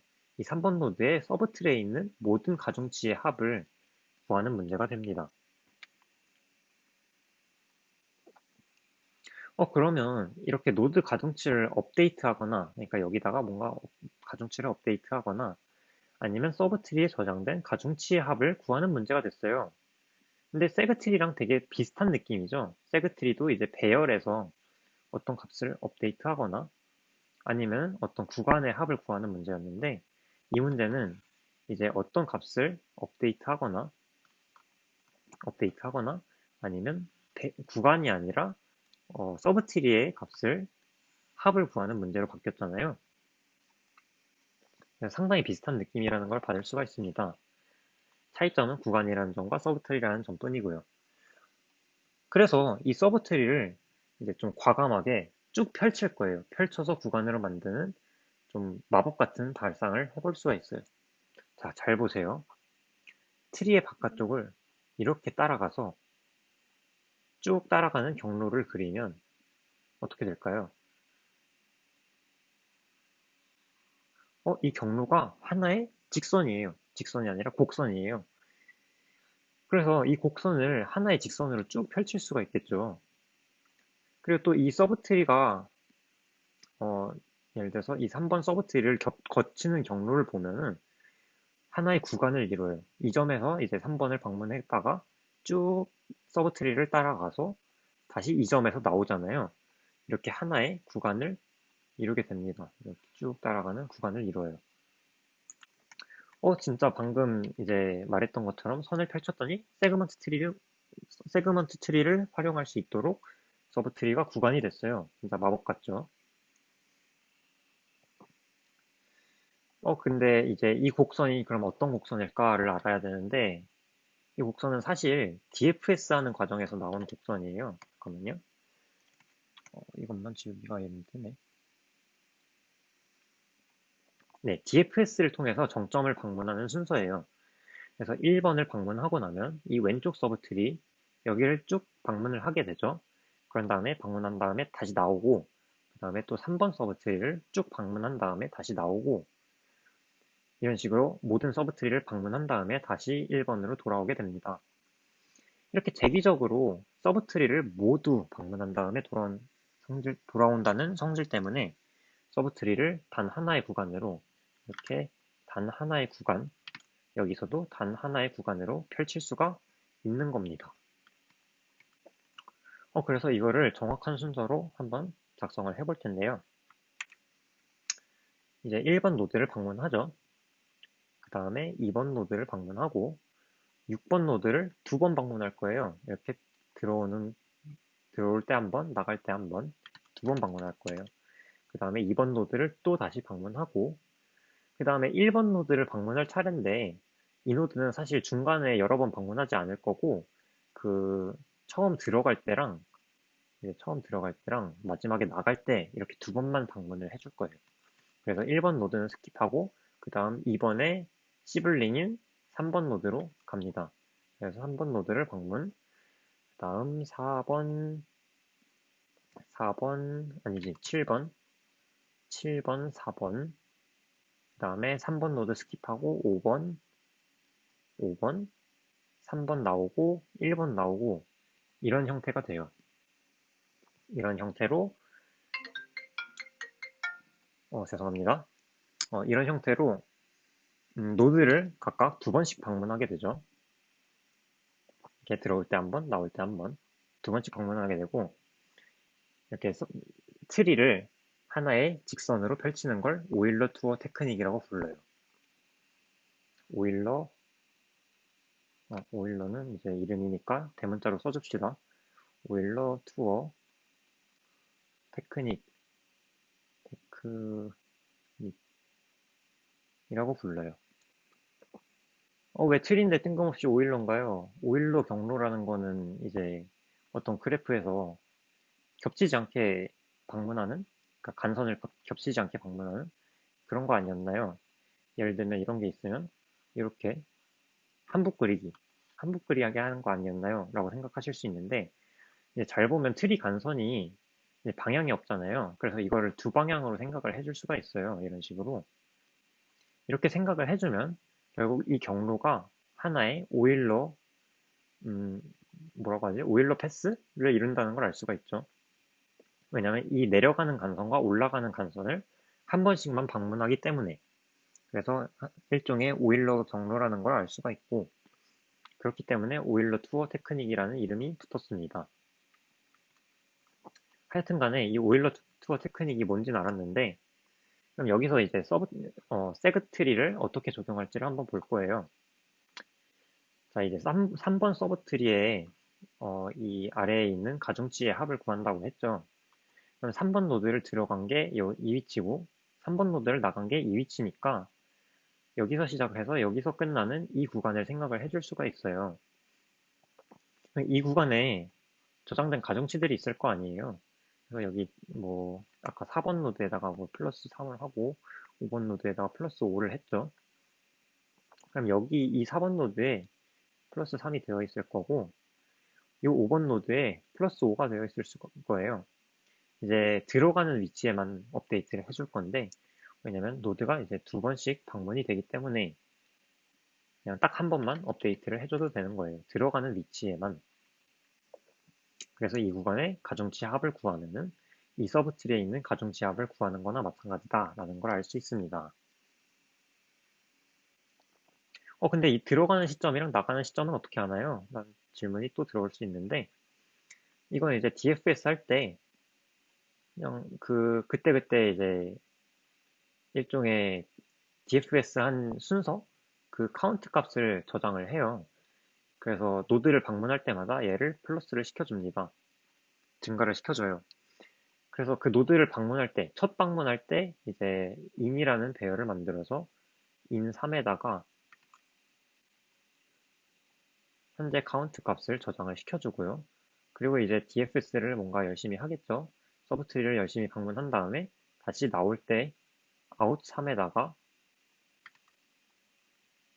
그 증가된 CNT 값을 다시 저장을 해주면 이제 언제 들어가고 언제 나오는지를 알 수가 있게 되는 겁니다.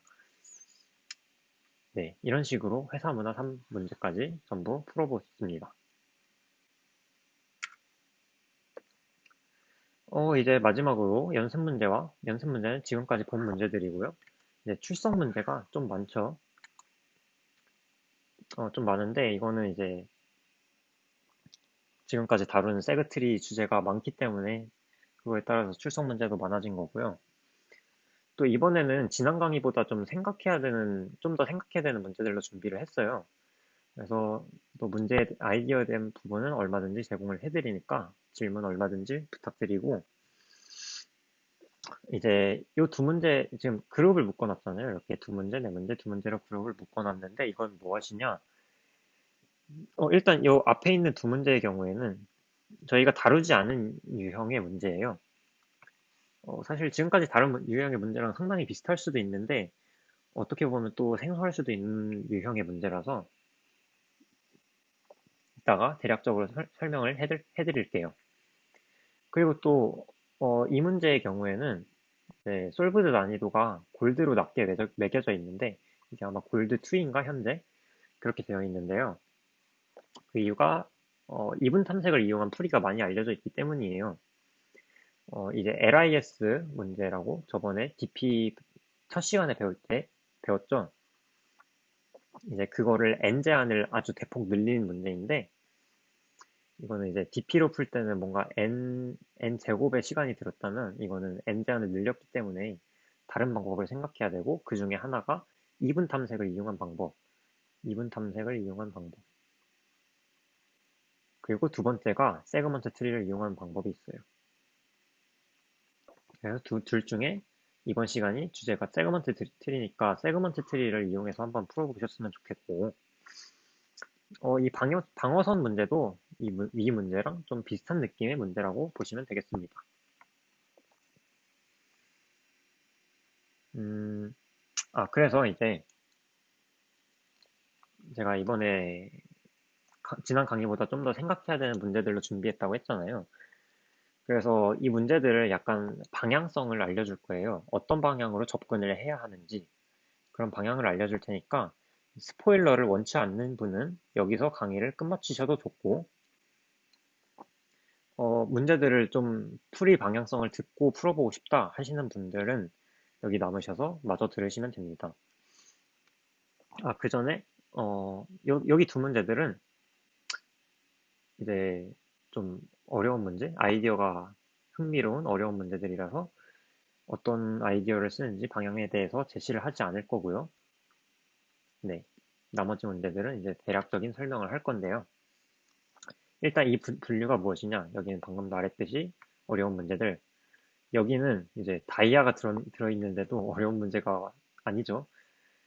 이제 여기서 다룬 연습 문제에서 다룬 그 세그트리 응용들 아니면 세그트리의 이제 네, 효, 활용들 그런 것들을 그대로 쓰는 문제들이에요. 그대로 갖다 쓰는 문제들이라서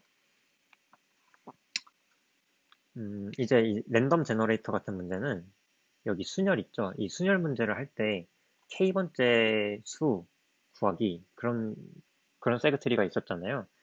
그래서 이 문제도 마찬가지로 k번째 수를 구하라고 이제 문제에서 주어집니다. 그런 문제고, 그다음에 이 여우가 정보섬에 올라온 이유는 딱 봐도 그냥 점이 여러 개 있고 뭔가 그 점들에 대해서 연산을 하라고 되어 있어서 라인 스위핑을 쓰는 기하 문제처럼 보이죠. 그다음에 세 번째로 트리와 색깔. 이거는 마찬가지로 이 회사문화 3번처럼 트리를 쓰는 문제인데, 이거는 이제 대놓고 서브트리에 대한 어떤 쿼리를 수행하라고 주어져요. 근데 이 서브트리에서 뭔가 K인가? 어떤 값이 주어지는데 그 값보다 작은 색깔의 개수, 작은 색깔인지 큰 색깔인지는 정확히 기억이 안 나지만 하여튼 뭐보다 작은 색깔의 개수를 세라고 나오죠. 그러면 그거는 약간 이 문제를 떠올려 보시면 되겠습니다. 마지막으로 금광 문제인데 이 문제는 앞서 다룬 이 6개의 문제 중에 완전히 똑같은 형태의 세그먼트 트리를 쓰는 문제가 있어요. 그게 뭔지는 구체적으로 알려드리진 않을 거고 조금만 생각해 보시면 이제 답이 보일 거예요. 얘도 약간 점이 여러 개 있는 그 스위핑 문제거든요. 근데 스위핑을 하면서 관리하는 세그먼트 트리가 좀 특이하다는 점 말씀드리고, 이제 이 앞에 두 문제의 경우에는 말씀드렸듯이 제가 소개하지 않은 유형의 문제이지만, 이거는 꼭 풀어보셨으면 좋겠어요. 얼마든지 생각해서 풀 수 있는 문제라고 생각하고, 또 생각하다가 아이디어가 떠오르지 않으면 이 슬랙에다가 질문을 해주세요. 그러면 대략적인 방향에 대해서 가이드라인을 제시를 해드릴게요. 그럼 여기까지 세그먼트 트리에 대한 강의였고요. 듣느라고 수고 많으셨습니다. 감사합니다.